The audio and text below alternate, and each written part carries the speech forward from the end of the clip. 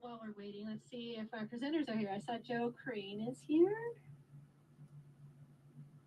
I see, and Daniel Michaels from PCHS, or somebody from PCHS.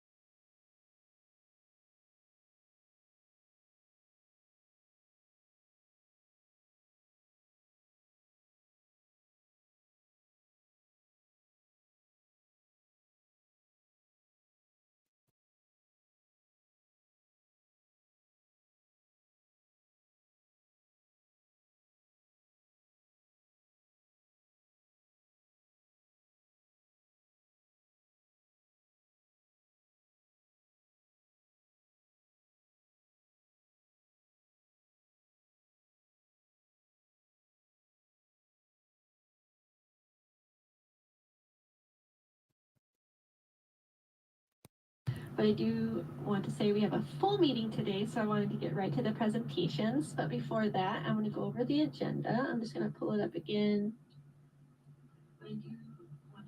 And so just to go over the coalition and our vision, mission, and values, our vision is every person in our community has a safe, decent, stable, and appropriate home. Our mission is the Kitsap Housing and Homelessness Coalition provides leadership to end homelessness through planning, coordination among social service providers, advocacy, and education.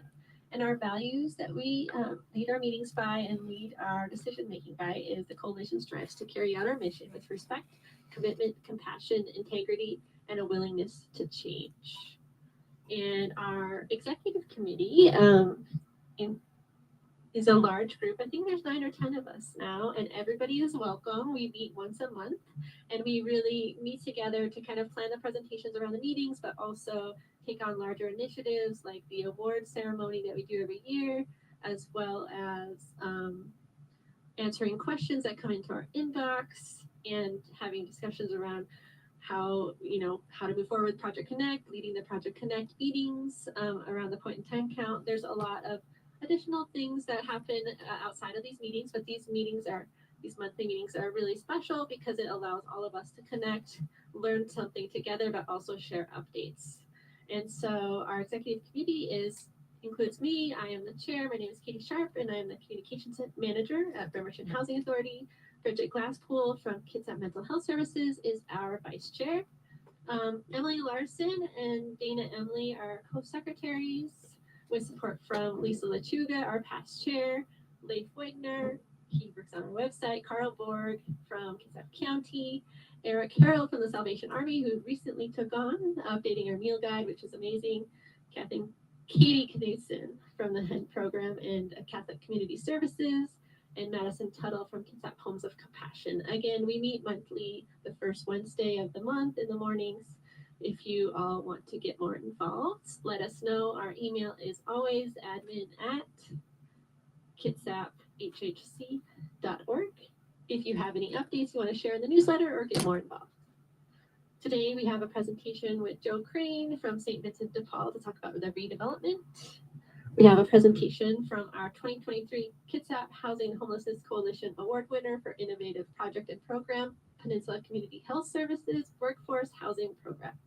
And then the last thing is a recovery-friendly language workshop from Olympic Community of Health. And then, of course, we have our normal Kitsap County updates and our agency updates. So at the end, we're going to be able to share out any information you want other service providers to know. And the last thing I will say is that Marwan Cameron from the Conduit and Gather Together, Grow Together records these meetings. They're available right away. So if there's information in these meetings that you really want to share out to your teams, you can share the recordings. So with that being said, any questions before we get started?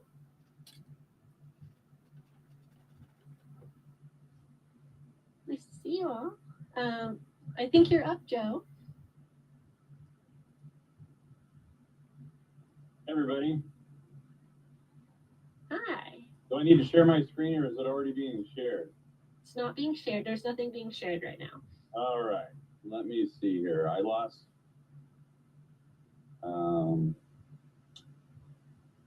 So much for us all being good at these calls.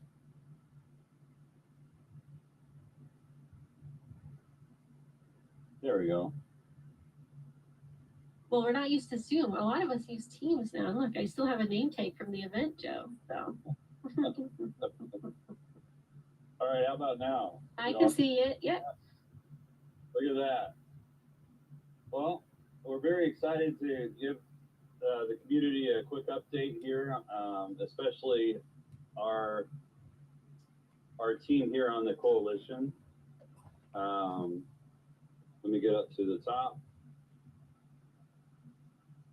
So for those that don't know, a high overview, we've been serving the community since 1937, believe it or not.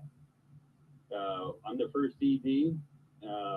We've had a volunteer board leading this organization since that time. We've grown into several service areas. We're the only St. Vincent de Paul in Washington State that operates a shelter, believe it or not. Most of the shelters that are run by Catholic services are from Catholic Community Services, CCS, right? As you probably know. So we have a women's shelter. It's currently a 25-bed women and children's shelter. We also operate a resource center where we provide rental assistance and utility assistance. Many of the organizations on this call use us for those, for their clients as well. And then we have a food pantry where we're seeing upwards of 70 clients a day at our food pantry. And then the thrift store, which we relocated over to Wheaton Way last year. We've been over there a year in March. It's been a year. High level from our annual report last year, just to give you some perspective. One of the highlights here I want to highlight with this team is our clothing vouchers. We distributed over 1,500 clothing vouchers to those experiencing homelessness last year. We do that through the thrift store. And I just want to highlight the thrift store that it's more than just a low-income place to shop. We also provide vouchers for apartment furnishings. If someone needs a couch or a bed or a dining room table, we provide that as well. But the clothing vouchers, that equates to about 7,200 actual articles of clothing, because each voucher is not just one shirt, it's an outfit. And sometimes it's up to 2 outfits depending on the situation. So this is where we're building. This is super exciting. We're located in between Wyckoff and Callow in the Charleston Business District. We're kind of like on the far north end of the Charleston Business District. You see 13th Street at the north end of our property. Can you see my mouse move on my screen like this? Yeah, we can see it. And also, I was just curious, is there you have the whole block? Yeah, so I was going to tell you that we just purchased, we closed escrow July 8th on these 2 single-family residences. Wow. So we actually own everything behind 7-Eleven on both Wyckoff and Callow up to 13th Street now. So it makes our entire program just easier to work with, gives us more room for to develop our programs. And we wanted to let those property owners what was going to be built behind them and give them an opportunity to see if they wanted to live like the movie Up with a huge building right behind them. And they decided that probably wasn't going to be too good for them. So they sold it to us. And like I said, we just purchased those this month.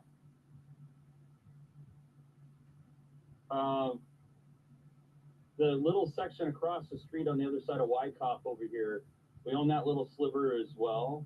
And that's going to be needed for parking for our residential programs, which you'll see in just in a second. This is the zoning. We're actually part of the district center core. So we're allowed to go up to 80 feet in this area, which is going to become very important in this presentation in a moment.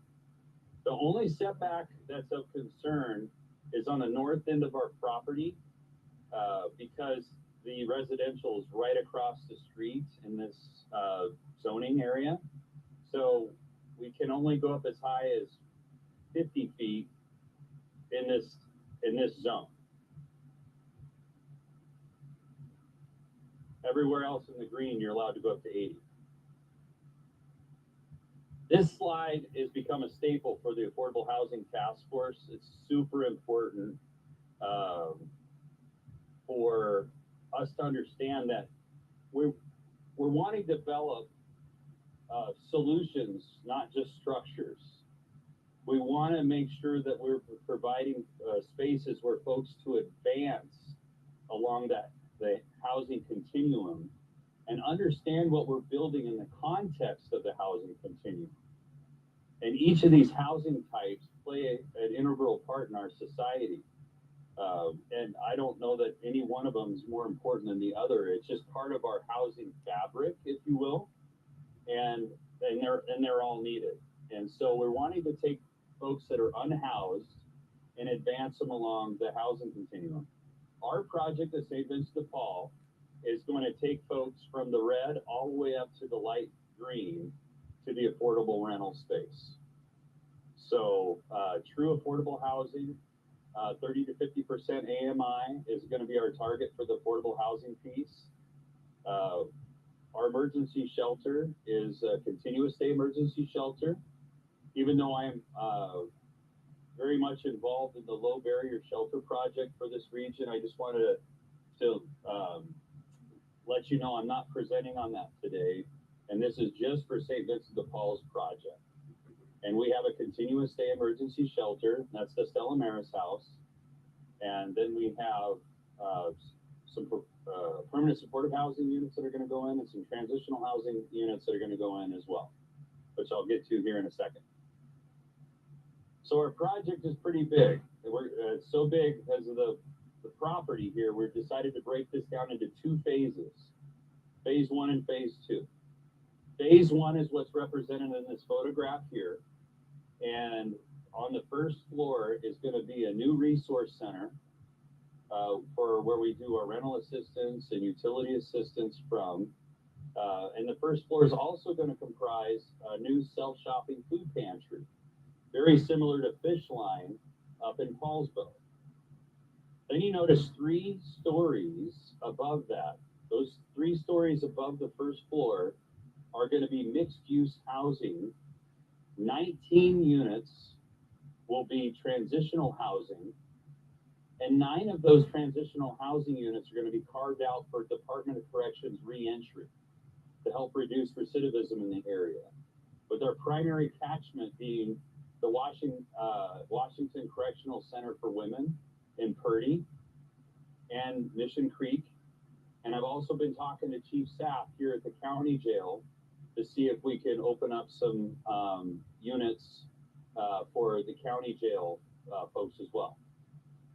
We're also going to have 19 units of permanent supportive housing.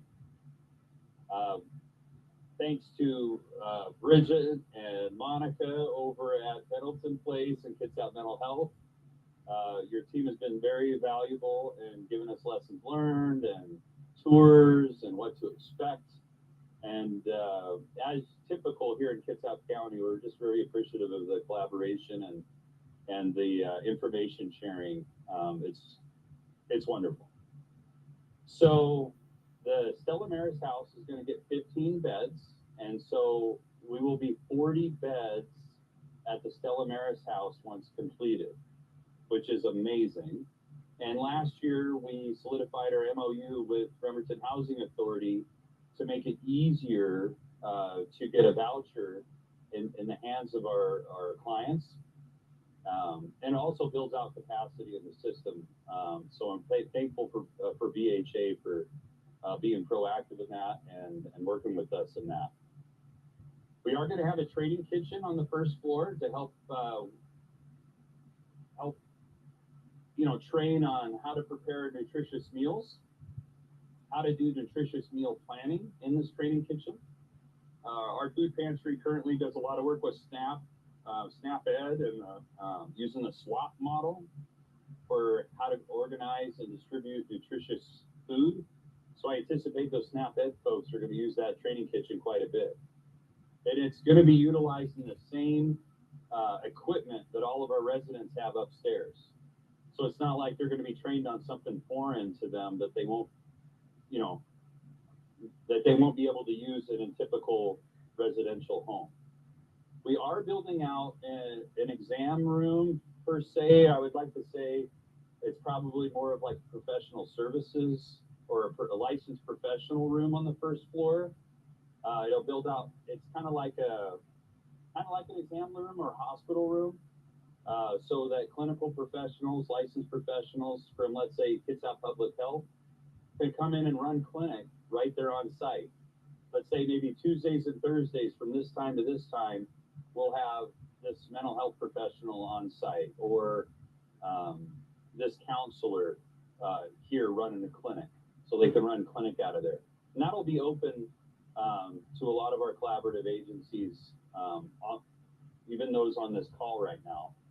We're going to have also a large community space. There's going to be a large conference room and a smaller conference room / classroom with a, what do you call it, an accordion door that separates them, so you can actually build out a larger space. So if we want to have one of these meetings maybe there, potentially we could, just depending on the attendees. It's not ginormous, but it's decent size, and that'll be open up to the community to book and use as well.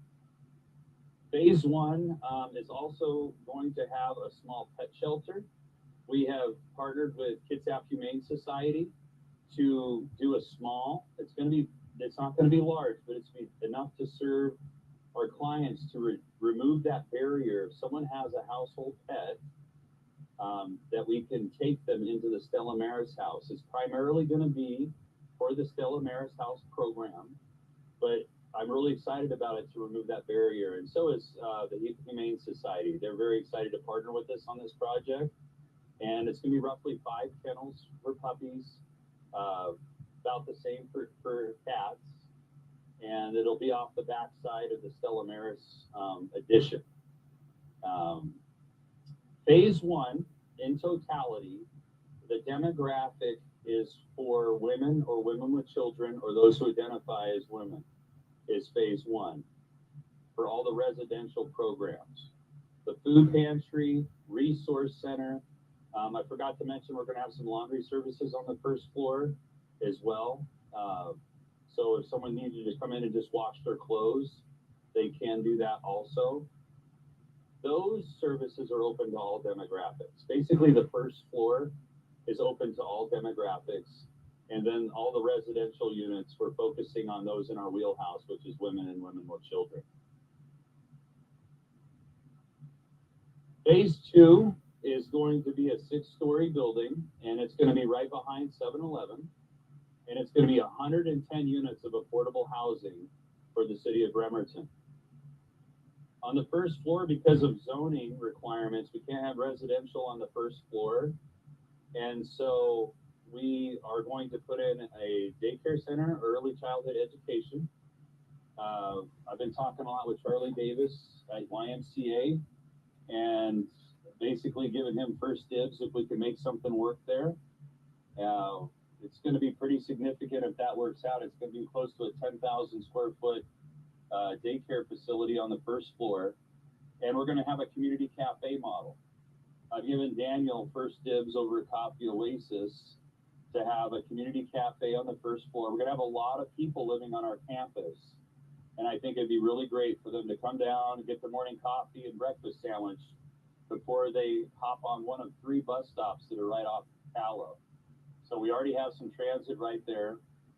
One thing I'd like to mention, I presented this to Olympic College 4 months ago. I was talking to Marty and Brendan, president and the dean of student services there. And I offered him 2 things on this project. I said, for the first thing, I said, let's do a heat map or overlay of all of the academic services, academic areas of discipline that Olympic College provides, and look at all of the workforce training and internship opportunities that could be had in our service programs in phase 1. So anywhere from nutrition, case management, counseling, early childhood education. There's several overlaps so that we could open the doors to students at Olympic College and get this education. You know, there's two forms of knowledge: explicit knowledge and tacit knowledge. Explicit knowledge you get at school, and tacit knowledge is what we call muscle memory. And I don't know about you, but I don't feel like I really know something until I've done it with my hands, right?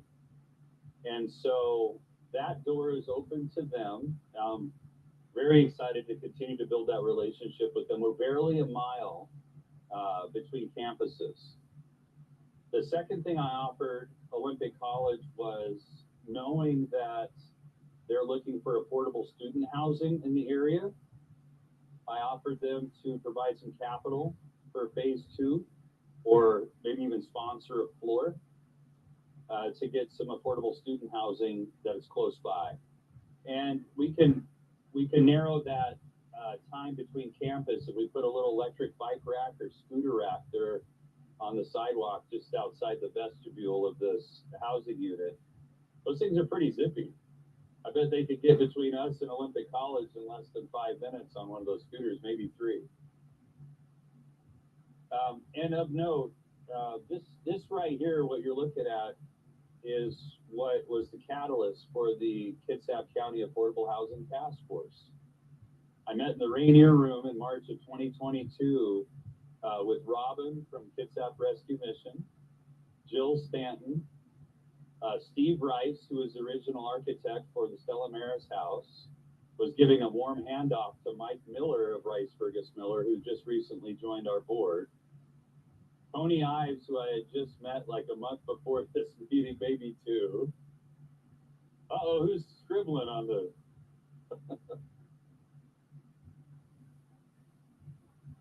Do you see that? We've got some graffiti.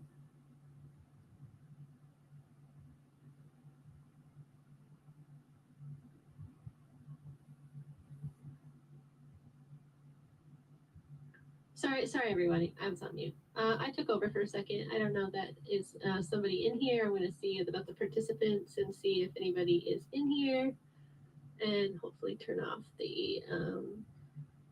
If you want to keep talking, Joe. Yeah, absolutely. So, and we were still under COVID protocol, and so. I think it was 2 weeks after that meeting in March of 2022 when they relinquished the mask mandates. But it was kind of funny, on the earliest meeting, I didn't even see everyone's face in there.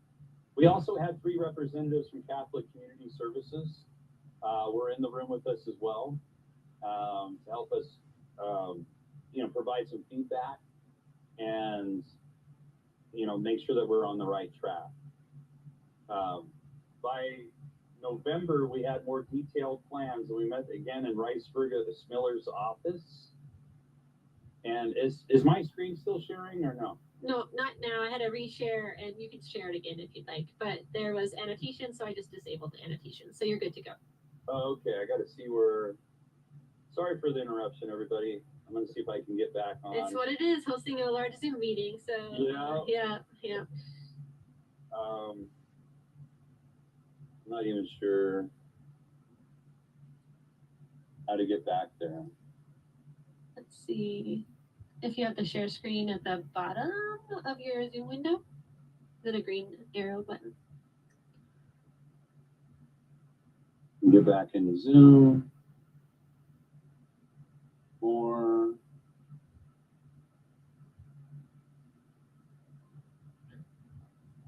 There we go. It's not sharing. All right, everybody. There we go. We're back. Okay. So we met again at Rice Fergus Miller, and Tony being Tony, he was like, hey, we need to have another meeting next month. So we had our 3rd meeting around our project by December of 2022. And by that 3rd meeting, we had probably 50 participants. Many of you on this call were there. We had several people in person showed up. I believe that's when I remember Brendan Tago walking in from Olympic College. And we knew we were onto something, but we just didn't know what it was. And so that night when Jill Stanton, Tony, and I were walking out of Rice Fergus Miller, we all looked at each other and were like, we're going to do something here. And so March of 2023, we drafted the charter for the Kitsap County Affordable Housing Task Force. And now we have over 20 projects in the pipeline. This is a snapshot of our current portfolio of projects. And it's all about collaboration. We're going to Congress, we're going to funders now as a group, and it's been very effective. For example, we were awarded $1 million in pre-development funding from the first session of Congress earlier this year to kick us off. And we used the LAP program, land acquisition program, to procure those 2 lots we just purchased in July. But it's really the collaboration, it's really the teamwork, it's really this coalition is exactly an example of that. Us working together, we can move these mountains. And anyway, from the task force, we determined looking at the data and looking how we compare with the rest of the state. We've got a lot of work to do. We need over 26,000 units in the next 20 years to catch back up with the rest of Washington State.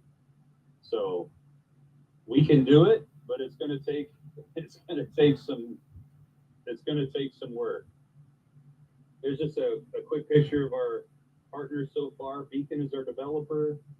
Kitsap Bank has been a huge supporter. I think everybody in this whole region knows Carol Kowalski. She's fantastic. Dr. Morrow, Yolanda Fong. And the task force has grown in leadership. We now have Monica Bernard from KMH, and we have Yolanda Fong from Kitsap Public Health as well, that co-chair the Affordable Housing Task Force, which is amazing. When is this all going to happen? So we're going to break ground, hopefully, at the end of 2025 for phase 1, or maybe early 2026. And then as soon as we're done with that, I hope to be hot on the heels of phase 1 with phase 2 coming in around 2027 or no later than 2028. I'm confident with phase 2 because it's all affordable housing, and it's not as difficult to find funding for that. Phase 1 is a very dynamic funding stack. So we've had our work cut out for us looking for funding for phase 1. This shot here also gives you kind of an overview of phase 1 from an overhead shot. All of the public services are going to be off of Palo to come into the resource center, and the food pantry right here will be the parking lot, which you don't have to park on the street anymore. You'll be able to come in here and shop at the food pantry. And then all the residential parking for the residential programs are going to be off of Wyckoff over here. And then here's the current Stella Maris house. This shelter, this structure rather, is going to be the only structure that remains. It's going to be the heart or epicenter of our development project. And then this right off here represents the expansion. This will be the 15-bed expansion, and this little square here is the pet boarding, the pet shelter, and we're going to have a dog run right here along this part of the courtyard. And that's it. Do you have any questions? That's amazing, Joe. I had a question while everybody, maybe if you all chat or raise your hand if you have questions, but I had a question about you moved the food pantry, right? I think that I read about that, or is it, so what's the status on kind of where that is? I know I got some updated hours and things, so I don't know if we need to go into details, but I will send that out in the next newsletter, but also, so you relocated. Yeah, that's easy. So we are vacating everything out of the old Johnson lumberyard where the food pantry and assistance office used to be. And part of our reason for relocating the thrift store over to Wheaton Way was so we can leapfrog operations down into the old thrift store building. So the Resource Center and Neighborhood Market, we're calling it now, is located at 1117 North Callow, right where our old thrift store used to be. So it's still right here on the property. Perfect. Thank you. Kelsey? Yeah, as soon as phase one gets built, then we're just going to put it right back in there. Kelsey, do you have a question? Super exciting stuff, Joe. I have not got to see your presentation on this yet, even though we collaborate in other ways. So really glad to see this. One question I had is you mentioned you would be working with folks with an AMI of 30% to 50%. Does that mean people under 30% would not, like, is it just 30% to 15%, or is it like 0 to 50%? It's 0 to 50, essentially. Okay. I was just talking about the affordable housing piece specifically. But Gotcha. yeah, that's really 0 to, it's technically 0 to 50. Thanks for the clarification. Yeah, just wondering if those folks that maybe were working to get income would be eligible at least for entry. So that's great. Absolutely. The entire program's designed for somebody that, let's say they go into our low barrier shelter here soon when we get it built, and they are a good fit for Stella Maris House because they're a woman or a woman with a child. They could come into there, and now they're in a continuous stay emergency shelter, and they're working with our case manager on site. We determine from there the inventory is still low, let's say, and we don't have phase 2 built yet. It's hard to find them a house. Well, we can get them into our 2-year transitional housing program to give them more time. And then from there, if they're a good fit, or we give them a voucher once phase 2 is built, then they can go right out of the transitional housing program into phase 2. So basically, we really wanted to build out a microcosm of continuum of housing right on site. There looks like a few comments in the chat. So the first one's from Eve. Eve, did you want to get on, or did you want me to read your comment? I'll give you an opportunity.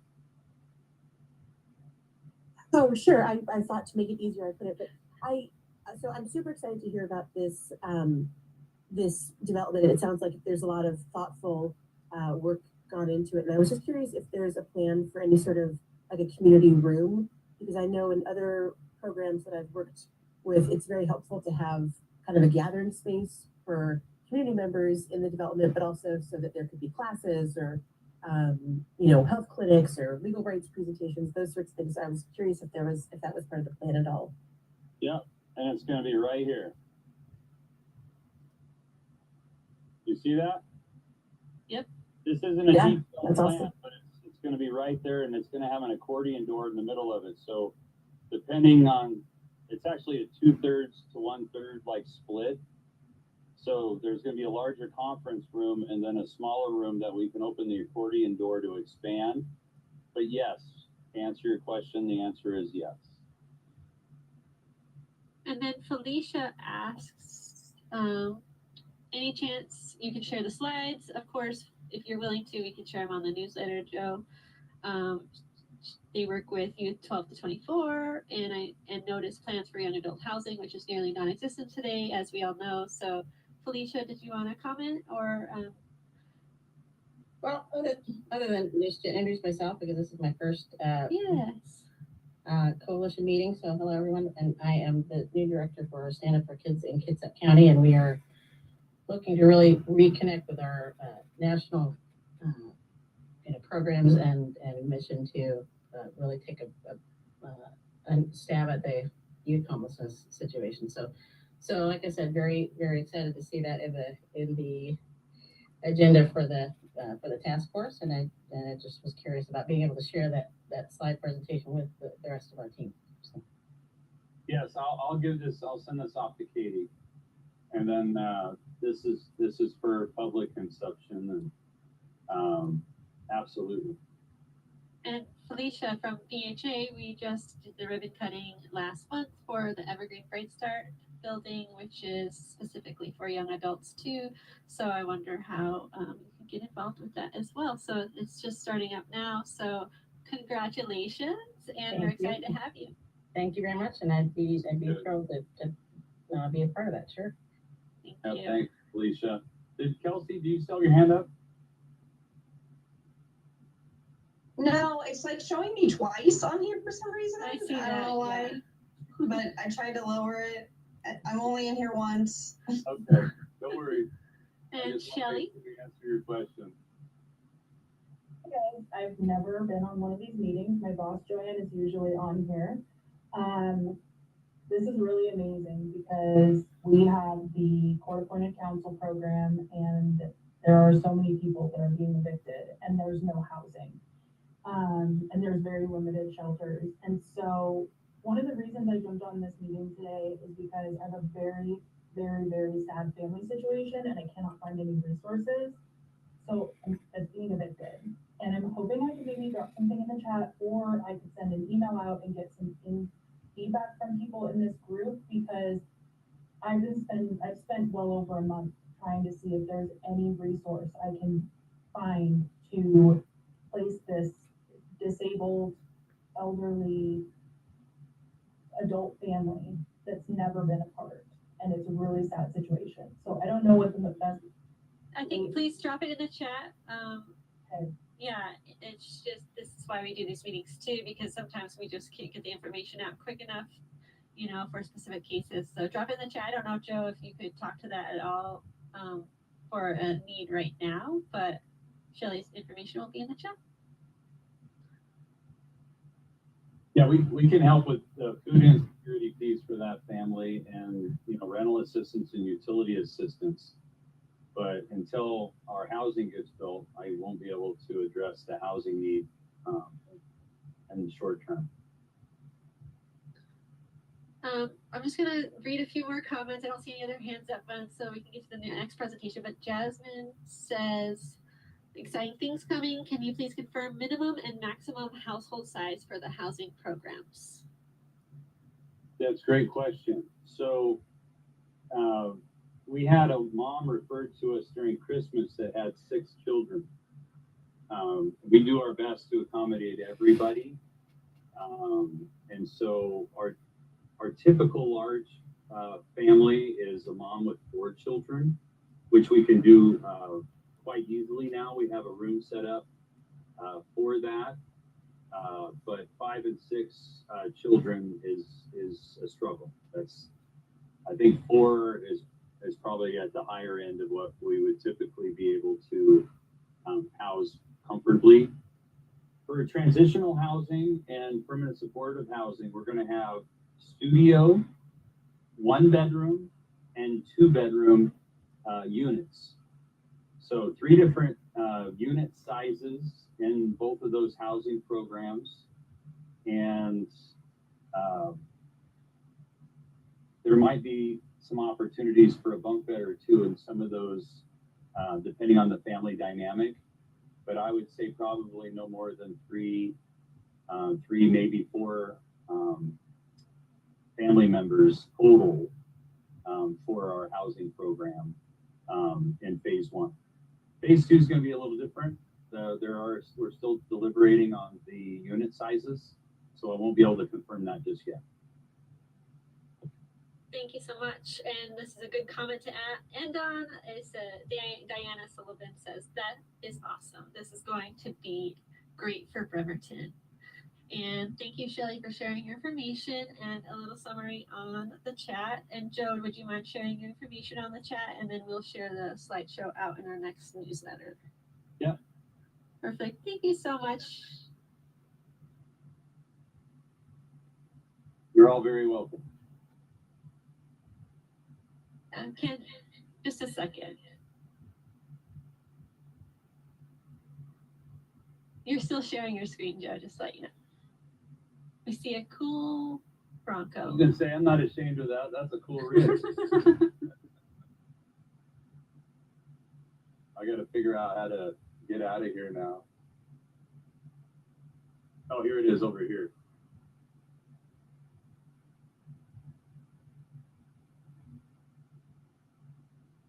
I think it says stop share somewhere. I think. Um, On the top of the screen, you can hover over, it says stop share. It's red. stop video, new share it says. Oh, weird. Okay, I'll share something else. I got it. Pause. You got it? Oh, it says pause. Okay, I'm gonna just share mine and then now we're back. There we go. Replace current share. Get the agenda back up. Okay, and then I'll stop sharing. Okay, so our next presentation, I think it's DJ Michaels. Am I correct, DJ? It is, yes. I can find you. Thank you for being here. You have a little bit of echo. Yeah, we were having some technical difficulties here. I think you got it figured out though. It sounds a little bit better. Okay, perfect. I'm here with my partner Danielle, and I'm still hearing an echo. So hold on a second. Oh, no worries. We're pretty casual here, so whatever you need to figure out. I know it's hard sometimes with the audio. All right, I think we're good here now. Are you guys still able to hear me? We are, but there's quite an echo. Yeah. Let's see. It looks like you have are you logged in twice? So we're having issues on our end. Hold on. It's okay.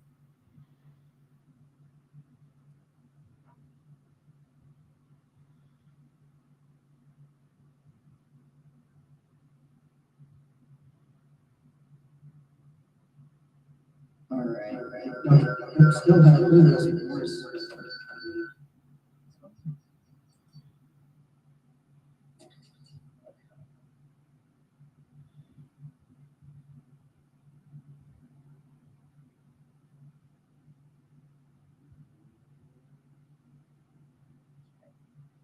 Do we have an echo here still? Oh my gosh, that's so good. That's so good, DJ. Okay. All right. Sorry about that, guys. Just having some issues here, obviously.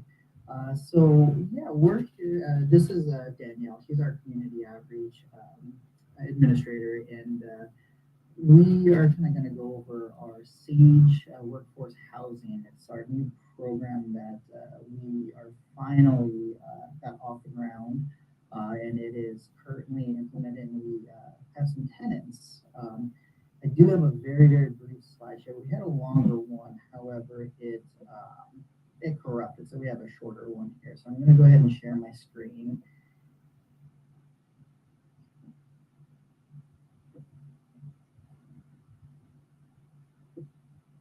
Okay. Are you guys able to see that? Yep, we can see it. Okay. So right now, we have a couple of different housing programs. We're going to primarily focus on our SAGE workforce housing. This is where we got the Innovative Award for kind of breaking out into new ways of providing housing. We also do have our Cedar housing, which I'll touch base briefly on, which is our 2-unit permanent supportive housing for families. So I know there was a question earlier about family sizes. These units are rather large, so it's a 3-bedroom and a 4-bedroom, so they can actually help with the larger family sizes, what we're kind of aiming for there. But we will touch base here towards the end with any questions in regards to that. And then we also have Willow, which is actually our respite program that's coming in the pipeline. So that's going to go hand in hand with our permanent supportive housing, and also another project that we have coming along, which is a 40+ unit permanent supportive housing built right across from that. If you guys are familiar with Bremerton, it's on 6th Street, right across from 7-Eleven. It's a not so well kept home that we purchased, and it's going to be torn down and kind of built up so we can get more PSH housing here. So on to our SAGE workforce housing. If you're familiar with that, we are located over on Wheaton Way, and we have 29 units. This is over by the YMCA going down towards where the old Harrison Hospital or CHI system was. They are coming in furnished units and unfurnished units, and we do have a rec room for staff. The unique thing about our workforce housing is you're only eligible if you're either an incoming provider, a resident, or a current employee. So one of the requirements is actually to be an employee here with KCHS. Workforce housing is designated because housing is super important to just overall health and well-being. And if our staff isn't, or they're having troubles with housing, homelessness, things of that nature, unstable housing, that'll definitely reflect their work or just their overall well-being. So we wanted to have an option that's affordable, that they can kind of fall back on if that's something they wanted to do. Now, we do go off of mainly HUD guidelines for the pricing and everything of that nature. So they have kind of a range. These are studio apartments, so they are limited. They're 385 square feet, so they're not big, but they're very well laid out for the space. They have modern appliances and everything like that, everything you would need. And we do include all of our utilities for the tenants there. So it's kind of just a different avenue for people to go. Obviously, some of the statistics that have been thrown out there is we need something like 22,000 units in the next 20 years. This is just a very small snippet of that and kind of niche for that whole overall kind of continuum of care. So we are evolving this program. At first, it was for just our employees that have been here for at least a year, but we've realized that this is kind of a good tool for us and our staff to get them situated. Not everybody is able to stay working if they don't have stable or unstable housing.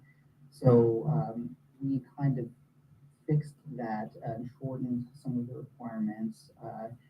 The only downfall to our program currently is we only have the studio apartments, so they are limited to 2 people per unit per the occupancy rule. So it doesn't fill the role for standard housing. It's just kind of another option out there.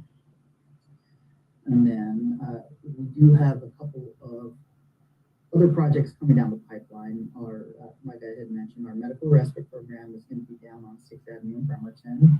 That is going to be, if you're not familiar with medical respite, that's going to be for people who are experiencing homelessness or may experience homelessness to get care that they need, including medical care in a safe environment. Kind of going hand in hand with transitioning over to something like permanent supportive housing, which is where our new Hemlock building that I mentioned on 5th Street is going to go. And that's going to be a 40+ unit permanent supportive housing. We don't have a timeline yet on that. It's still in the early works, but we're hoping we can get it up sooner rather than later. It does kind of go hand in hand with our cedar units that I had mentioned. Those are actually available. So we're looking to fill those units with families primarily who do qualify for permanent supportive housing. So we'll get them through the coordinated entry and through DHA and get that process started for anyone that kind of fits that bill. So if you guys have any clientele that you think might fit that bill, we can definitely send them our way. And then moving forward, we do have continued exploration of different housing options. This is just the start. We're going to expand. We're hoping to kind of hit the ground running a little bit faster with helping out the overall cost. Kitsap County is in dire need of housing, and we're Peninsula Community Health Services. We're here for the community, so we just want to do our part. Part of the awesome pieces of where we're located is we're right next to 2 of our largest clinics. So anybody living in either of the locations has walking distance access to all of the services that we offer. Yeah, so it was a strategic move on that part for the housing. Since it is permanent supportive housing, we offer all of the services that are required. That includes our standard medical. We also offer behavioral health, dental. So it's all included with case management. So that's something we're trying to kind of build off of. And that's pretty much all we have. It was kind of a short snippet, just kind of. Oh, it's great, DJ. Thank you, DJ and Danielle. Do you have any questions for them? It's an exciting project, but also all the housing in the pipeline. There's a message from Kitty. She says to confirm, you get referrals to PSH through coordinated entry at the Housing Solutions Center. Is that correct? Yeah. So the process is a lot of for the housing through for permanent supportive housing is through KCR because they are the Housing Solutions Center. So if you have someone that is needing to go through that process, they're kind of the point of contact for that. So we what we do on our end is if we have anybody interested in housing or other services, we'll kind of help them get a like application started, and then kind of refer them over to the coordinated entry, and then they'll do their processes from there. I know there's a lot of in between, but it's very complex with everything. So it's we always tell people that there may be a bit of a wait just because we have to get through all that processes. Thank you. Kelsey asks a question for both DJ and Joe, and I'm not sure Joe is still here, but are folks with recent evictions still eligible for these units, or are they covered by vouchers that require no recent evictions? So I can speak to more on our SAGE permanent or our employee kind of housing. That is actually one of the questions on there. However, we do look at it as a case by case, so it's not an immediate denial. It kind of goes into a review process to see what the situation kind of entails. So if this was something like, hey, COVID happened, there was a moratorium, we would kind of take a look at that. And I did see kind of a follow-up for the supportive housing. I do believe that the evictions do go through a process as well. As a screening process, not only through coordinated entry, but also through Bremerton Housing Authority, I believe. Correct me if I'm wrong, but I think that is something that does get. If there is, anyway, we have some interesting programs for voucher referrals and things like that that allow for some creative solutions to rentals. But it'd be on a case by case basis. So I'm not sure. That's generally what I kind of tell people, Shelly, is if don't hesitate to still have people apply, because there are a lot of situations where, we're in it to help the community. Just applying, even if there's an eviction on there, it'll still be flagged and looked at by someone. Like Katie was saying, it's case by case. It's not an automatic dismissal of that application. And then Shelley did ask, who can I contact to talk more about supportive housing? So for supportive housing, I would probably see KCR as a really good kind of starting point. They're the ones that are the Housing Solutions Center. So they're a great point of contact, and they're usually really good about getting back to you for any information. Thank you. And I believe Allie Moyer is here. And I did mention that Allie Moyer is our newest member of our executive team. She's also the manager at the Housing Solutions Center. I'm going to call you out, Allie, but we're excited to have you. And so I'm sure there's a few contacts we can provide for the Housing Solutions Center as well. All right. Any other questions? All right. Thank you so much, Danielle and DJ. I appreciate you. Okay, so we're going to transition to our third presentation, which is the Recovery Friendly Language Workshop with Yvonne. You are welcome to get started when you're ready. Cool. Well, thank you for having me. For those of you who I have not met before, my name is Yvonne Owen, and I am a community program coordinator with Olympic Community of Health.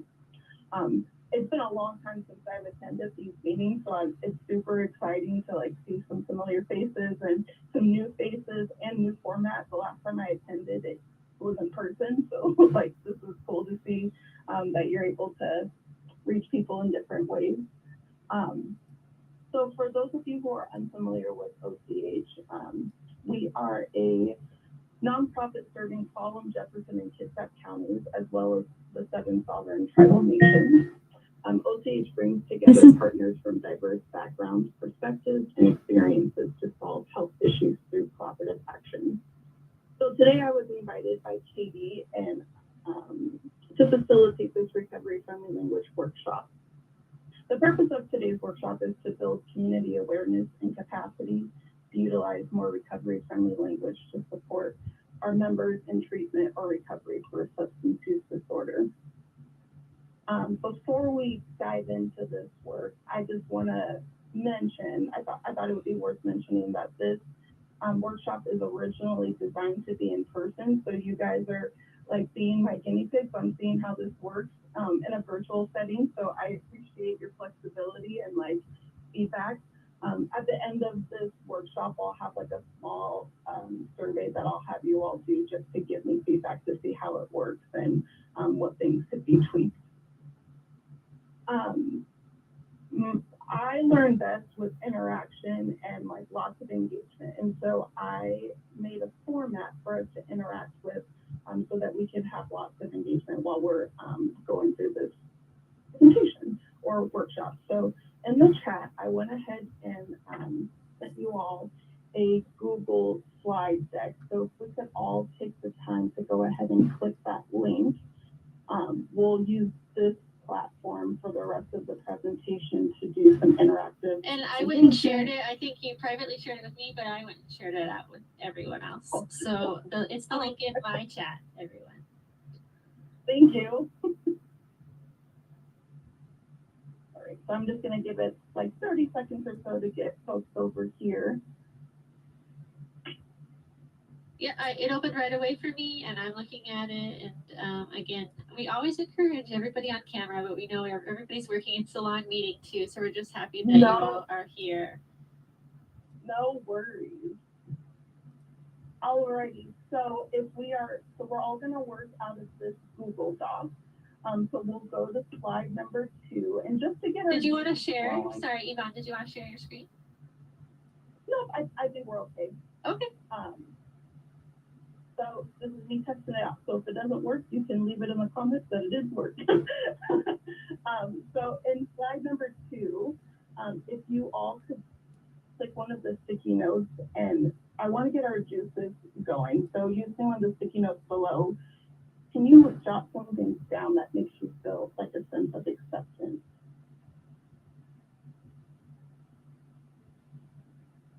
Ooh, I see some themes already. I see listening.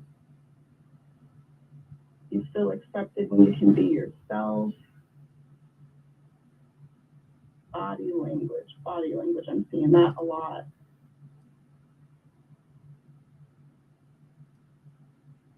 And I think I could try to share my screen. Would that be okay?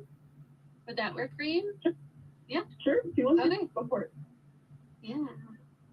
I've got my notes on the second screen. I got you. So can everybody see the slideshow now? Perfect. I'm gonna see if I can present it.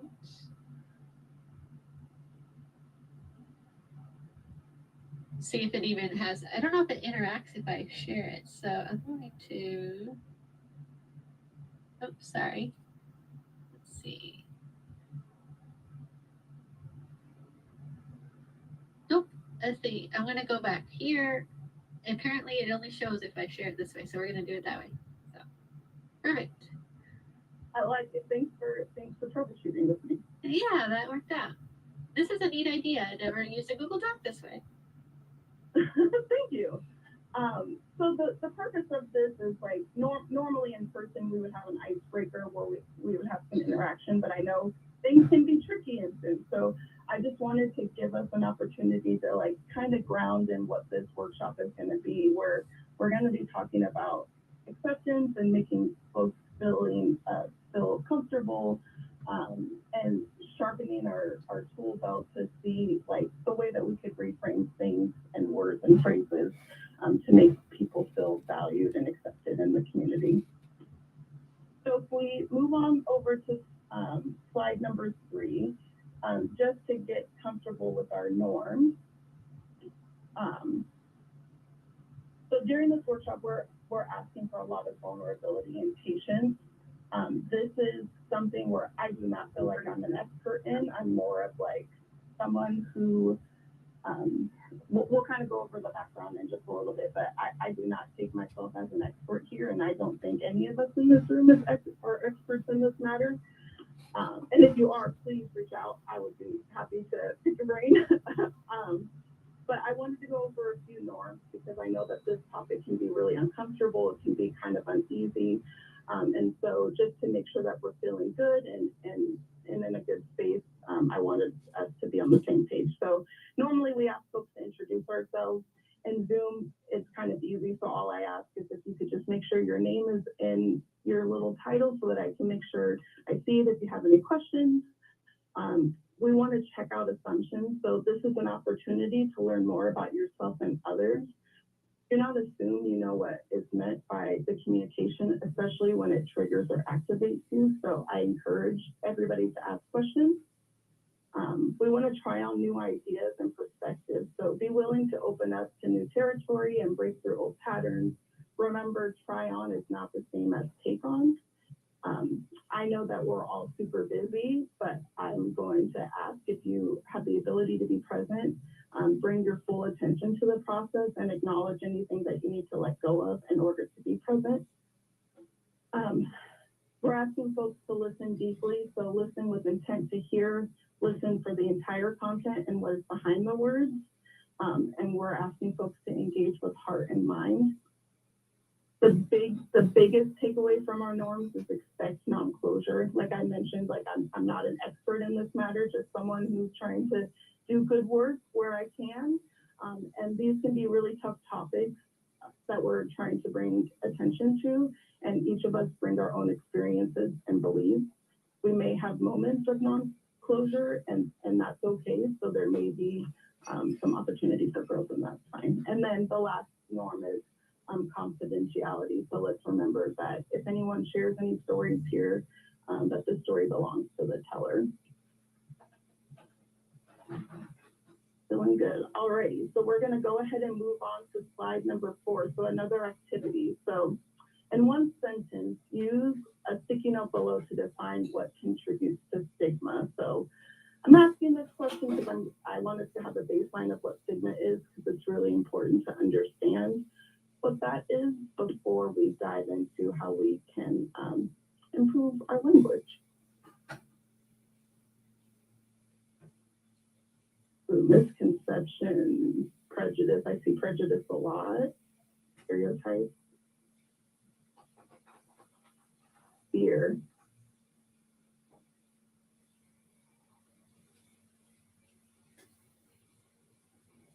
Dehumanizing. Yep. Preconceived belief. Yeah, that's a big one. Messages in media.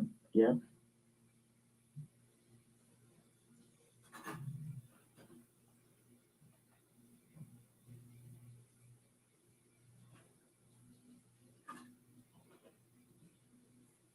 Labels.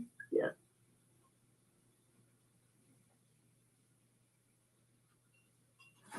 Lack of knowledge. Persona or personal belief. I thought it was personal belief. That's a big one. Yeah, these are all really great examples of what contributes to stigma. So if we move on over to slide number 5, just to do some level setting, I want to go over like how we got to this work and what our definition of stigma is. So in this, in slide number 5, we have what contributes to and perpetuates stigma. So the driving forces around this is lack of knowledge, lack of experience, media portrayal, barriers to treatment, racism, criminalization of drug use. So a lot of things that you all mentioned in the previous slide. Stigmatization looks like labeling, stereotypes, separation of us versus them, status loss, power. Types of stigma include self, interpersonal, community, structural, and then we also have the impact. You'll notice in the notes section, I'm going to go over a survey that OCH conducted. And so this is just the resource. When I go into that, that's the resource if anyone is interested. So in 2021, OCH took steps to better understand the impact of SUD stigma in the Olympic region via a consulting firm called Collaborative Consulting. During this time, we outreached to partners as well as community members to better understand our region's view on stigma.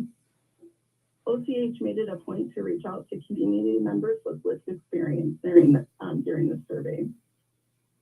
A highlight from this survey that I wanted to mention is that addiction stigma results in many negative consequences for individuals and communities. Before COVID, 90% of people who needed addiction treatment did not receive it. Addiction stigma creates barriers to treatment by impacting the availability of treatment services, the accessibility of services, treatment seeking, and retention behaviors.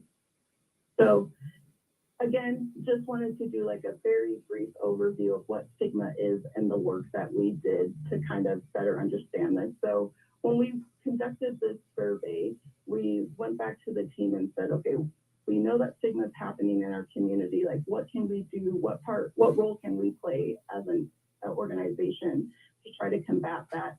And so we heard loud and clear that we need to address it head on. And so we decided to look at something called person first training. And it's similar to recovery friendly language, but just a broader sense. So we are kind of narrowing it down for recovery. But it was really hard to find people that were doing the training in this community. And so there's a lot of science behind it. There's a lot of statistics behind it, but it was hard to find folks that were actually doing the work. And so we took it amongst ourselves to work with our partners and folks with lived experience and internal resources and created this workshop. And so you'll hear me say time and time again, like, not an expert, just took feedback that I heard from peers and created something so that we could kind of start this movement in the community of like, just how do we expand our tool belt when we're interacting with folks who are in recovery. So if we go to slide number 6, what is recovery friendly language? It's when you're taking words that can be perceived as stigmatizing and reframing it to a less stigmatizing way. So language matters. When we use recovery friendly language, we put the emphasis on a person and not their diagnosis, condition, or challenge. When we're using recovery friendly language, the person is placed before the condition. So again, we have a lovely desk aid. If you look in the notes, you're welcome to click on that and have a version for yourself for home. But if you look at the left side of this, these are all terms that we've heard from the folks that we collaborated with on things that could be perceived as stigmatizing. And then on the right side are ways that you could reframe that to be more recovery friendly. And so everyone is able to tell their story. Everyone has an opportunity to identify the way that they would like to identify. So if you're interacting with someone and they call themselves an addict, they're allowed to say that. So this is not a workshop to say that what you're doing is wrong. This workshop is really intended for you to say like, oh, maybe I should say this instead of that, to be more inclusive and not stigmatizing. So some examples that I wanted to highlight are, let's see, like example number 12. It says refuse. So this can make it seem like the person is being defiant and doesn't have a choice in their treatment. So a way that you could say, like, this person refused treatment, you could say they declined. Another one that stands out is number 11. So the person has a problem or they have an issue. You could say that can sound like it's negative and it makes that person feel like they're blamed. So you could say that they're having an experience. Another one that stands out to me is number 10. So detox, you could say withdrawal management. So substance use is a medical condition, so you can use words in a medical context. We have, oh yeah, that's a good point. I was reading the chat, sorry. So that leads me to the slide number 7. Someone got ahead of me, so good job, person. What are some phrases or words you have learned that you'd like to share with everyone that could be recovery friendly? So any phrases that come to mind that you have heard or you use in your practice? Unhoused, yes. Ooh, okay. Yeah. Those are good examples.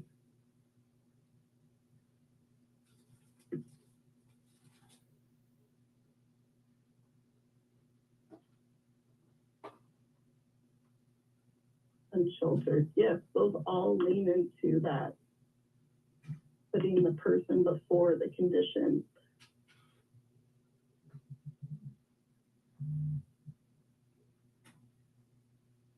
Ooh, experiencing, yes.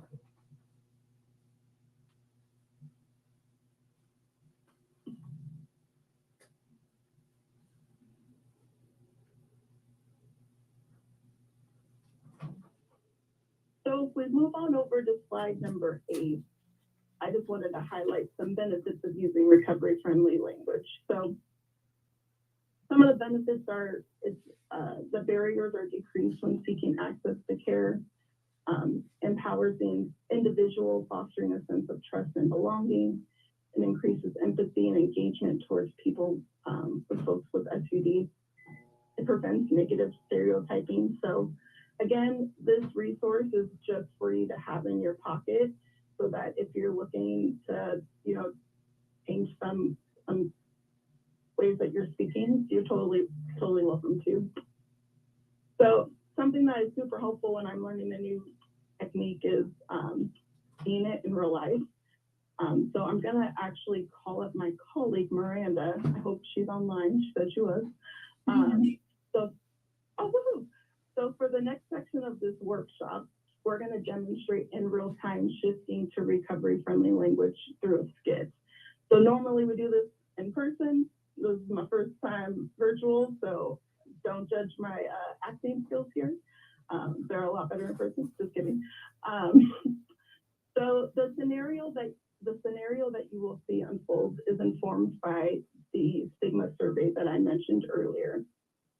The intent is for us to look into some of the examples that we heard back from folks that experience, that are going through the recovery experience.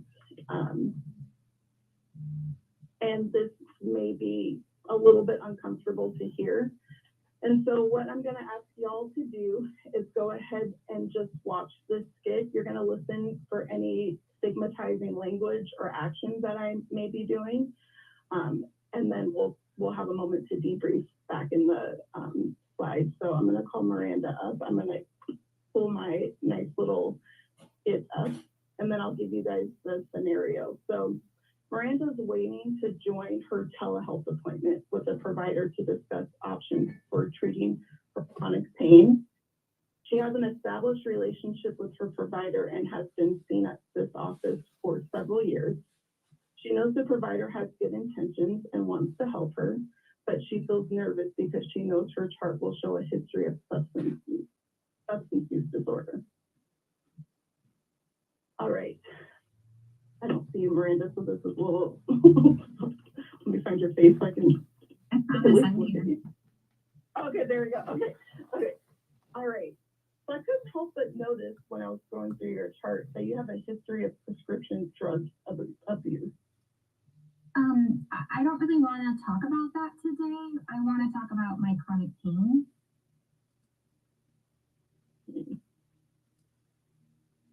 Well, I don't really want to talk. Or I've been helping drug abusers for a long time. I'm not naive. I know a lot of addicts are using chronic pain as an excuse to get a new prescription for painkillers. I'm here to help you get clean. Okay, but I'm here to understand why I'm in so much pain. I'm just having a really hard time, and that's why I'm here today. I don't know. What's the point of addressing your chronic pain if you're just going to keep using it as an excuse to abuse pills? I want to be able to help you, but you have to be willing to help yourself, Miranda. All right, we're going to pause. How did I do? What do we think? Well, you have active feedback on slide 10 right now. Yes. You all, drug abuser, yes. Yes.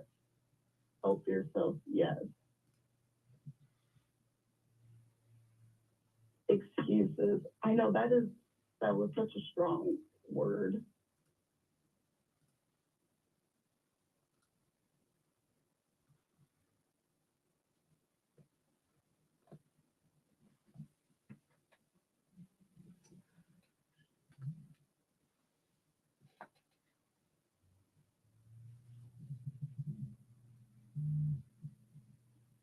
Ignoring her for ignoring her reason. Yeah, I didn't even ask her what she was here for. There was a lot of assumptions, right? I just looked at her chart and said, hey, you must be here trying to get drugs. It couldn't possibly be because you are in pain. I know addicts, yeah. That's another assumption. Like, you've seen someone do something, so you're just assuming that, I'm just assuming that she's doing the same thing. Are there any ways that I could have invited recovery-friendly language into this interaction? Was there any, either through words or phrases or actions? I should have asked questions. I don't think I asked her anything at all.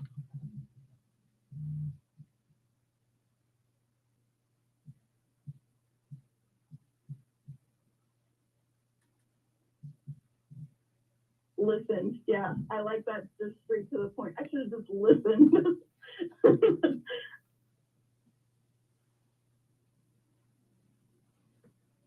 Be considerate.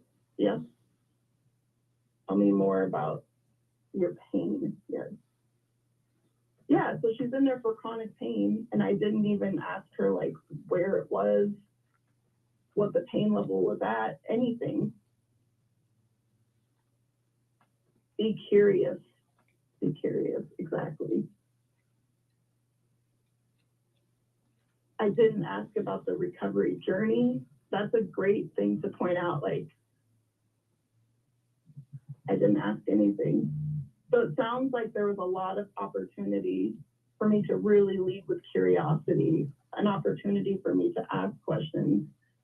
I really should have checked my assumptions at the door.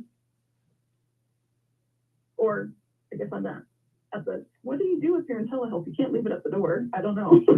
But you get what I mean. I should have left it there. These are all really good pieces to point out. So what I'd like to do is redeem myself if you all would give me a chance. Because I think I could be better. I can see it in myself. So Miranda, I'd like to do a round 2, if that's okay with you. Yes, please. Alrighty. So Miranda, what brings you in today? I'm here because I really want to talk about my chronic pain that I'm having. Okay. What can you tell me more about that? it's in my back, and I hurt myself a couple of months ago, and I've tried a couple of different things, and it's just nothing seems to be helping, and like it's getting to the point where it's like hard to like even get out of bed in the morning, and like I've missed work. So I just like I need to figure something out for this pain that I'm having. For sure. Well, first off, I'm really sorry that you're experiencing that. That does not sound fun at all. I have a couple of things in mind that I'd like to try out with you, if you're comfortable with that. I've got some options that I think we could explore. Are you comfortable if I do a couple of referrals to some things to see if there's like get an x-ray done for your back and see how things are going? Yeah, I would love to get like a referral maybe to like physical therapy or something. That would be my first choice if that's an option. Okay. And then I want to ask, while I'm creating your care plan, it also looks like you may have had a little bit of history with substance use. Is there anything that I should be mindful of or respectful of while we're creating your care plan? No, I don't really want to talk about that. I feel like I've got what I need. I'm a newly in recovery, so I'm not interested in getting any painkillers at this time. But like I need to do something because like the pain is really, really bad. Especially seeing as I'm trying really hard not to take any prescription medication. Okay, that's really helpful for me to know because I want to be mindful of what referrals we give to you and what different methods we try. So really appreciate that. Cool, we'll get this started. And see, I wish I had a little. That was great. You all did great. That was awesome. So, slide 11, final reflection. I normally have more time to digest and share out loud, but we're in a Zoom setting, so I'd love to hear things that were helpful. How I did, was I a better actress? Because that would make me feel good. I humanized her, that it's so incredibly important to keep the humanity in our relationships when we're interacting with folks. Person-centered, absolutely, absolutely. Words matter, they do.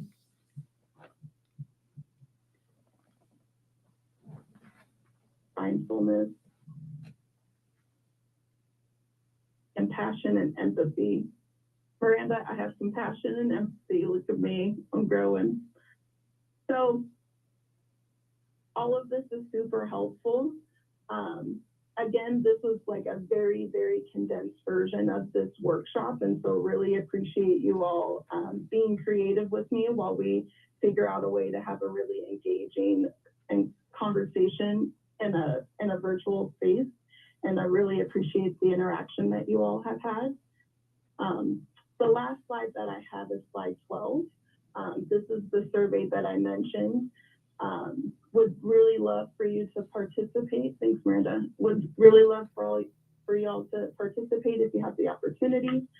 You can either scan the QR code, select the link. Miranda also added it in the chat if that's helpful. Survey is very brief. I think it'll take like 2 to 3 minutes to complete. But would love to answer any questions that anybody might have. But besides that, that's my presentation. Thank you so much. That is why we do these meetings. Really, what other platform can you bring that to so many people who would really be able to use this? And thank you for educating our communities. Absolutely. Thanks for having us. Yeah, anybody have any questions? We have a great thank you. People are excited. So again, I love the format. I might steal that. That was amazing way to really see that work and in real life. And we have an engaged group here. And I just want to say thank you to all the members here. That was a really great engagement. And I don't even see that at my work sometimes. So that was awesome. It was, you all were really, I'm excited. I was hoping that people didn't just like disappear when I came on, so this was really nice. Well, thank you. You'll see the chat. And please, if you want to drop your information in, if anybody here wants a workshop, are you willing to provide a workshop? Absolutely. So I'm gonna drop my email in the chat if you are wanting to host a workshop at your organization. We've held this for like volunteer groups. We've held this for organizations. We've gone to big meetings. We've done all staff. So like we really are capable of doing this in a setting that works. I prefer in person because I feel like there's a lot more value, a lot more interaction, but more than happy to do it in a virtual setting if that makes sense. But yeah, I'll drop my email in the chat. Thank you again, and we hope to see you here every month. So it's a great a great way to hear from Kitsap County. So that's my segue into Carl Borg from Kitsap County and Housing and Homelessness Division. But thank you so much, Yvonne and Miranda. You're awesome. Hi, Katie. One quick thing for the Supreme Court. We are not changing anything the way we do in the community at all. What Bremerton does is on their own, but we've got our HEART procedures that we're going to continue leading with compassion. We will not be changing any way we handle anything in the county based on that decision. So that want to make sure everybody understands that up front. And we sat with the county commissioners, talked to them, and they agree with us. So the county will not be changing anything on that. And you're specifically talking about the homelessness encampment. Yeah, the grants pass decision. I just want to give everybody some context. Yeah. So. Yeah, if you're not familiar with it, it was right along the lines with Martin versus Boise, and the Supreme Court overturned the ability to not fine people. So now if someone's sleeping, they can actually implement those fines and do a lot of different things, which we are not doing. So we just want to make sure everybody understands that up front, that the way we do things is not changing. If you hear that the county is changing anything, let me know so we can dispel that rumor right away.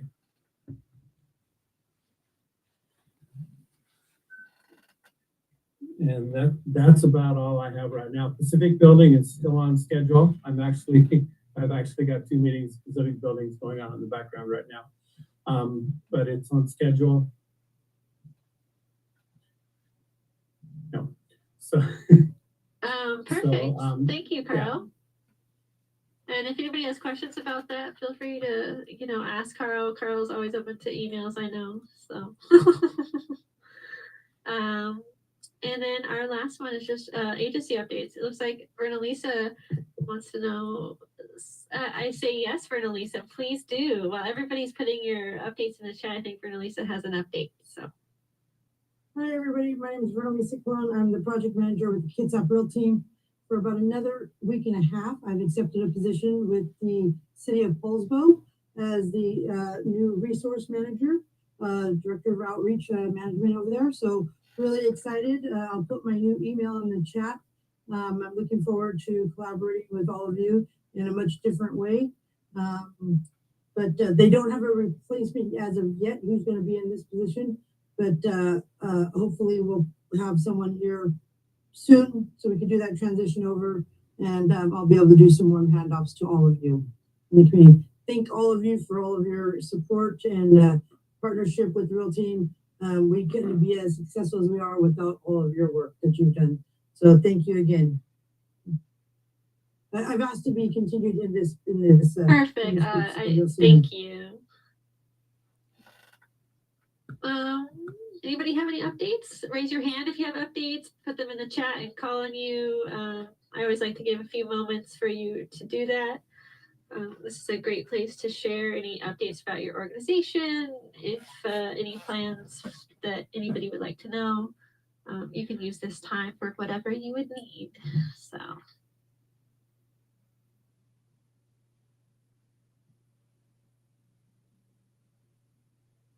Is there no updates? Oh, Yvonne.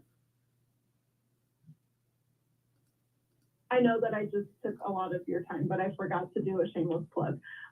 So in September, OCH will be hosting, in partnership with Kitsap Strong, a trauma-informed care training. So we'll have a training in Kitsap, Harlem, and Jefferson County. It'll be the same training, but just rotating counties. Registration will be opening, I believe, next week. So I can send you info so that you all can register. But yeah, that's exciting. And if you email admin at Kitsap HHC, I can put it in our newsletter as well if we want to email out that way. Can they visit your website at OCH and then get information as well? Or is it mostly directly from you? No, so I can drop in the link, and I'll stop sending it to you, Katie. I forgot to switch it to everyone, but I'll drop in the link. We have a learnings and convenings calendar, so I can send that to you all so you can stay up to date trainings and stuff that we're having. Yeah. Thank you. Allie? Yeah, I just thought this would be a good place to announce that our afternoon walk-in hours are now appointment-based. Unless it's a shelter referral, we'll do our best to serve a shelter referral same day. But we are trying to limit the number of times people are showing up for walk-in hours and being turned away. So if you show up for a walk-in hour in the morning, we will set you up with an appointment within 3 days for an afternoon session. And you're referring to the Housing Solution Center, is that correct, Allie? Yes, did I not say that? I'm so sorry. My bad. For coordinated entry at KCR 1201 Park Avenue. Thank you. Colleen? Hey, good afternoon, everybody. Hi, my name is Colleen Lowney. Because I'm new before, I've never been in a Zoom before day of my life. So I have a question. How you do the house and the apartment for do you have the address and all this though? Katie? Yeah, for our housing information, you mean? I mean, well, not exactly. Because I'll be aware of, do everything. Do you want to email me and we can talk offline? Because I want to follow up with you with more questions. Is that okay? Yeah, it's okay. Okay. Okay, thank you, Colleen. Welcome, Katie. Anybody else? It looks like, Felicia, do you have an update you want to share? I just wanted to kind of put it out there. We are, as everybody knows, more good can be done with working together, and we are in our transition and year of rebuilding. We are really trying to reach out and be very aggressive in trying to collaborate with any local organizations that are supporting youth and find how those opportunities where we might support each other and work together. So just wanted to put my email addresses out there and invite anybody to give me a call or send me a message. Thank you, Felicia. Thank you. And Yvonne says the TIC link will go live next week. So look out at the Olympic Community of Health, I believe, is OCH. And then Rachel, Friday, August 23rd, 6 to 9 is annual Coffee Oasis back to school block party for 13 to 25. You might have to translate your message if you can, Rachel. There's a lot of information here. No worries. Hi, I'm Rachel. I am the Bremerton Outreach Worker for the Coffee Oasis. Every year we do a back to school block party. So this year, much of the same, except for it is going to be on a Friday during late night because we are opening it up to the community. However, our clients between the ages of 13 and 25, any persons between the ages of 13 and 25 can come into any one of our locations. They'll fill out a slip, and the slip is for a free pair of shoes. It's up to $50. They can choose the color, the design, the brand, And up to $50, we will make it match. we will get it together. The party is free to all attendees. We will have food, drinks, and activities, games. A lot of the local community partners will be there. Oftentimes we have St. Vinny's there and Goodwill and Catholic Community Services and Lutheran. Dropping the name right now because my brain is going 90 miles an hour. But Lutheran Community Services oftentimes also comes. So we'll just have it'll be a big party outside in our parking lot, and it is free. And I'll make sure to share that on our newsletter too. So August 23rd? Yes, Friday, August 23rd from 6 to 9. Okay, perfect. Thank you so much. Welcome. I don't see any other updates. I think I'll do last call.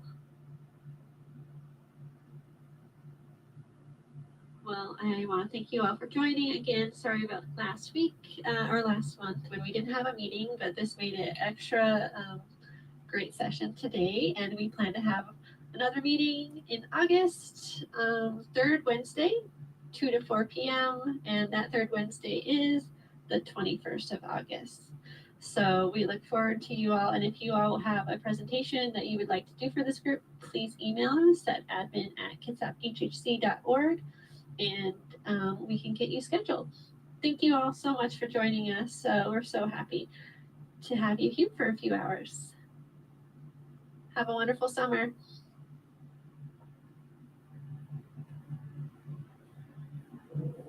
I'll see you August 23rd. Thank you, Colleen. You're welcome, Katie.